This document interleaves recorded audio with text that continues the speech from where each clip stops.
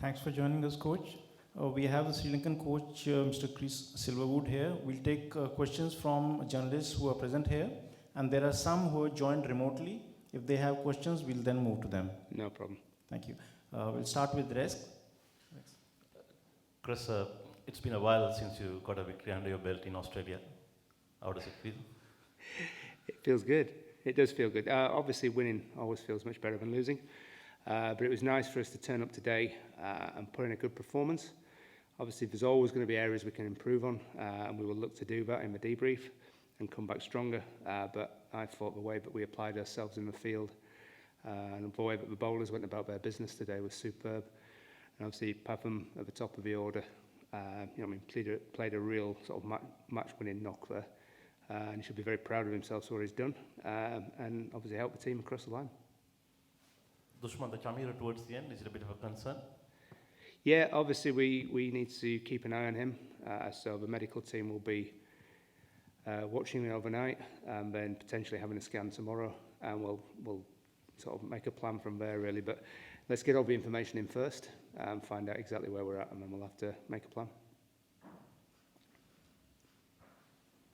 Coach, after the Namibia-Netherlands game, was there any chat surrounding the net run rate, and if so, can you elaborate a little bit? Yeah, I mean, we're always looking at things, obviously like the run rate and everything else, and all the technicalities that go with the game. I think the most important thing was that we turned up and we made an impact on this game, and first and foremost, we won the game. And then obviously look to do it in style as well, which the guys have tonight, and obviously it's helped us massively. Yeah, and any thoughts about the number 4 spot? Again, we saw a duck from Lanka who replaced Gunatilaka, who got a duck in the previous game. Anything on that? Yeah, it's again something that we'll have to look at. I'll sit with my coaching staff and have a chat with them. But it's certainly we could do with some runs coming at that position. It's not through lack of trying, and it's not through lack of application in training. The boys are training really hard, but it is a concern that we'd like to get some runs out of that position. Chris, on that middle order, how much is the sort of compromise prep with the washout and the difficult surfaces here in terms of getting started playing a part on that front for those guys in the middle there?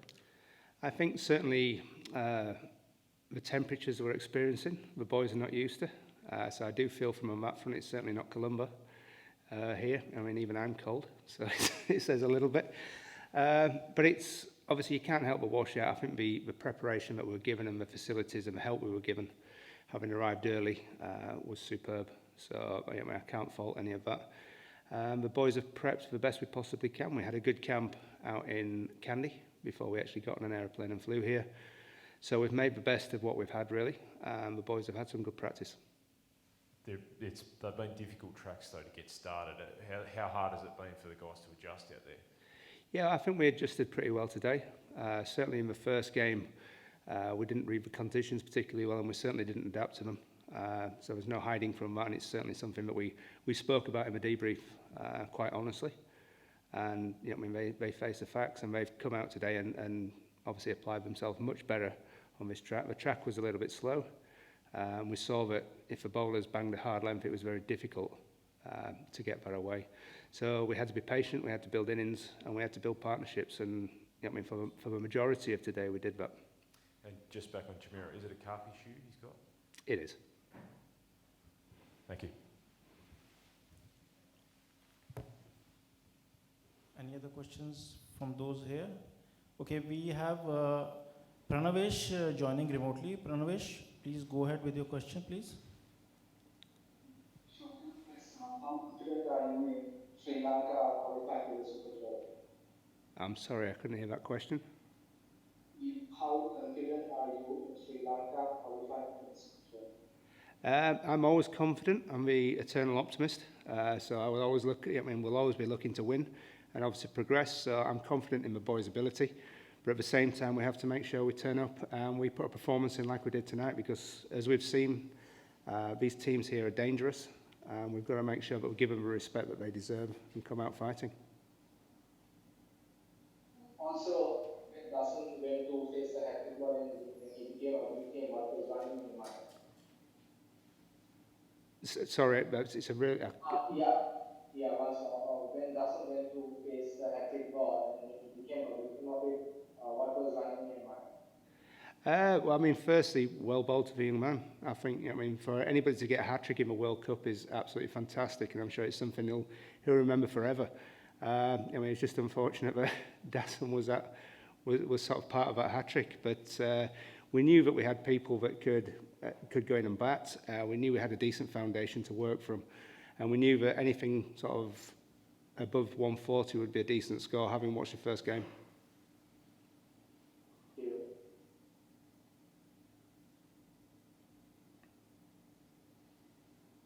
Another question remotely. Charit, please go ahead with your question.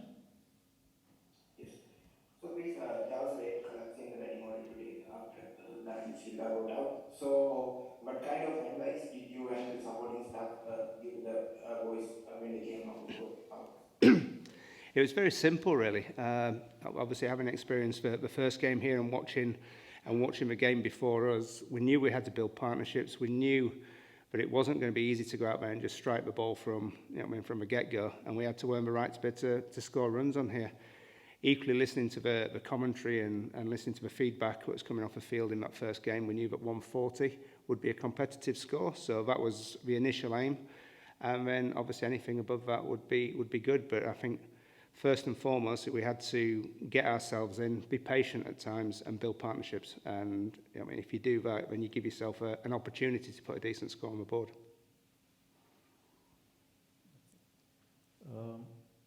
No other questions I see. So I think that will be it. Thanks a lot. No, my pleasure. Thank you. Okay, Rex, another question, please. Yeah. Because seems like Danushka is carrying some sort of hamstring injury. If it is sort of serious and if he is ruled out of the World Cup, have you thought of getting a replacement as said? We're always thinking at the moment. But again, I mean, we'll have more information once people have had that scan and we'll start making decisions from there. I think it's just a little bit too early to start thinking until we have all the information that's relevant in front of us. Thanks, guys. Thank you. Thank you. Thank you so much.